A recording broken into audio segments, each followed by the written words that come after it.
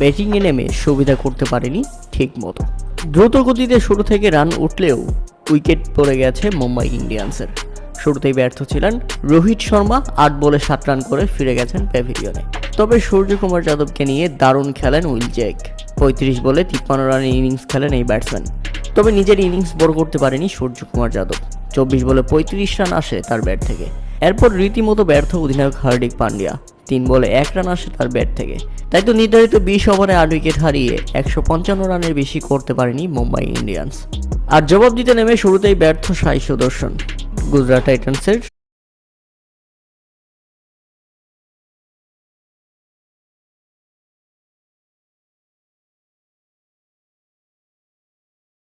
শুরুটা হয় ধীর গতিতে। এরপর 27 বলে 30 রান করে ফিরে যান জস বাটলার।